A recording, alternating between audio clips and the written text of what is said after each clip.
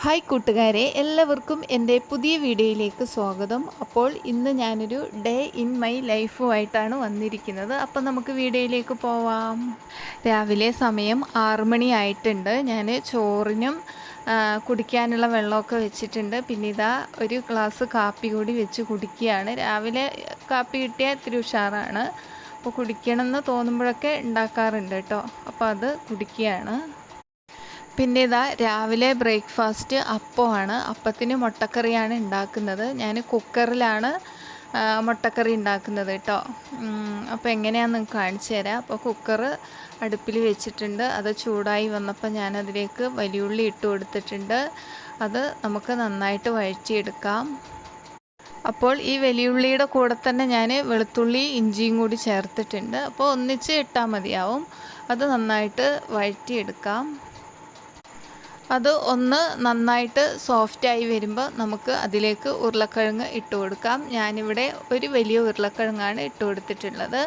അപ്പോൾ അതിൻ്റെ കൂടെ തന്നെ നമുക്ക് തക്കാളി കൂടി ഇട്ട് കൊടുക്കാം. എന്നിട്ട് നന്നായിട്ടൊന്ന് വഴറ്റിയെടുക്കാം. വഴറ്റിയതിന് ശേഷം നമുക്ക് ഉപ്പും മഞ്ഞൾപ്പൊടി ഇട്ടിട്ട് കുക്കറിൽ വേവാൻ വേണ്ടിയിട്ട് വെക്കാം കേട്ടോ. ബാക്കി ഞാൻ പിന്നെ കാണിച്ചു തരാം.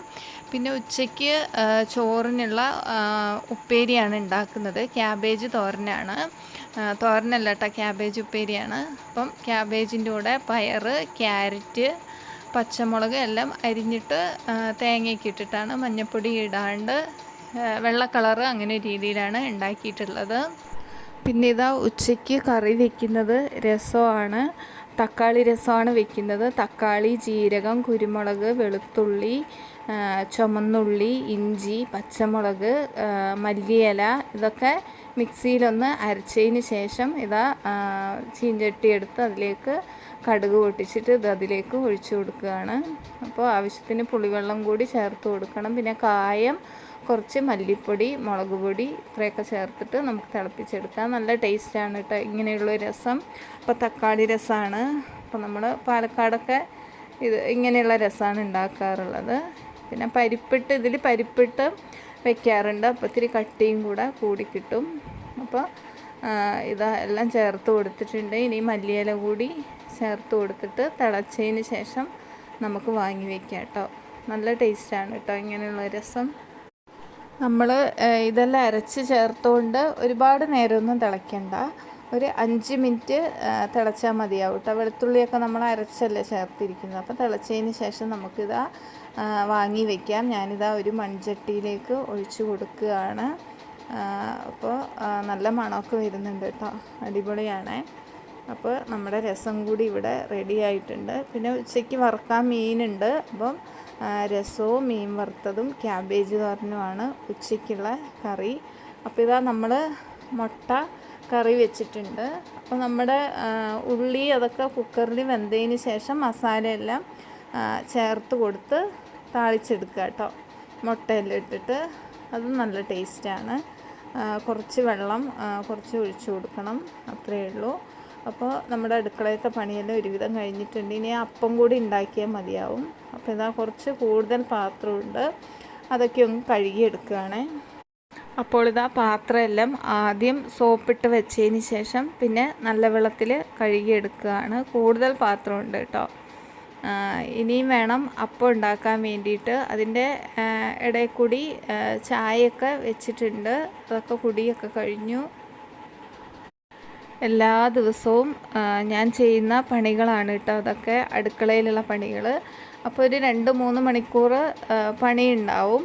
അപ്പോൾ പണിയൊക്കെ രാവിലെ കഴിഞ്ഞാൽ പിന്നെ വലിയ പണിയൊന്നുമില്ല. പിന്നെ അലക്കൽ, തുടയ്ക്കൽ അങ്ങനെയൊക്കെയുള്ള പണികളായിരിക്കും കേട്ടോ.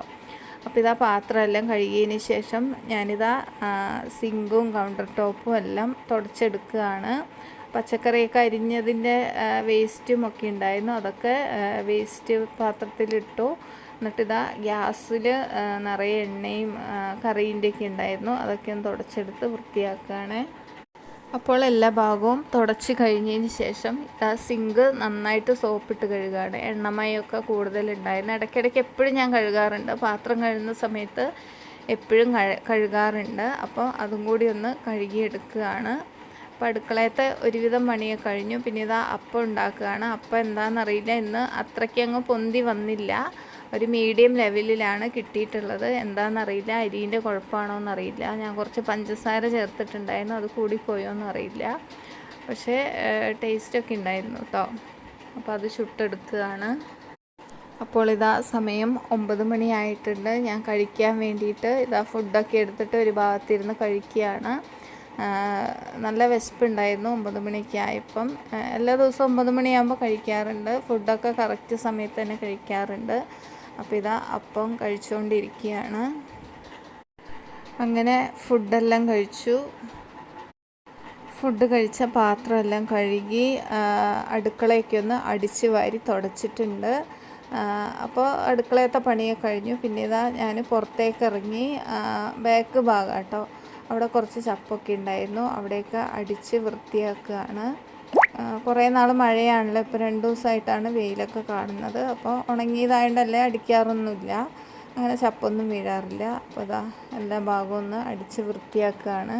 അങ്ങനെ ഒരു ഭാഗം കഴിഞ്ഞു. പിന്നെ ഇതാ ഇപ്പുറ വശവും കൂടി അടിച്ച് വൃത്തിയാക്കി. അങ്ങനെ എൻ്റെ പണിയൊക്കെ കഴിഞ്ഞ് ഇതാ ഞാൻ റെഡിയായി ചർച്ചിലേക്ക് പോവുകയാണ്. ഇന്ന് ഞങ്ങളുടെ ചർച്ചിൽ പ്രെയർ ഉണ്ട്, അപ്പം പോവുകയാണ്. നല്ല വെയിലുണ്ട്. അപ്പോൾ കുടയൊക്കെ എടുത്തിട്ടാണ് പോകുന്നത്. അല്ലെ ഞാൻ എൻ്റെ സ്കൂട്ടിയിലാണ് പോകാറുള്ളത്. 2 ദിവസമായിട്ട് സ്കൂട്ടി എന്താണെന്നറിയില്ല, സ്റ്റാർട്ടാവുന്നില്ല. അപ്പോൾ ഇതാ നടന്നു പോവുകയാണ്. ഒരു 10 മിനിറ്റ് നടക്കാനേ ഉള്ളൂ. അപ്പോൾ ഇതാ നടന്നു പോവുകയാണ്. ഇതൊക്കെയാണ് ഞങ്ങളുടെ ചർച്ചിലേക്ക് പോകുന്ന വഴി. നല്ല വെയിലാണ്, 10:30 ആയിട്ടുണ്ട്. നല്ല വെയിൽ എന്ന് പറഞ്ഞാൽ നല്ല വെയിലാണ്. റോട്ടിലൊന്നും ആരെയും കാണാനില്ല. അപ്പോൾ ഇതാ ഇത്രയൊക്കെയാണ് എൻ്റെ രാവിലെ മുതലുള്ള വിശേഷങ്ങൾ. അപ്പോൾ ഇന്നത്തെ എൻ്റെ വിശേഷങ്ങൾ നിങ്ങൾക്ക് ഇഷ്ടമായാൽ ലൈക്ക് ചെയ്യാനും ഷെയർ ചെയ്യാനും മറക്കരുത്. എൻ്റെ ചാനൽ ആദ്യമായിട്ട് കാണുന്നവർ ഒന്ന് സബ്സ്ക്രൈബ് ചെയ്യാനും മറക്കരുത്. വീണ്ടും വീണ്ടും നല്ല നല്ല വീഡിയോകളുമായിട്ട് ഞങ്ങൾ വരുന്നതായിരിക്കും. അതുവരെ എല്ലാവർക്കും ബായ്.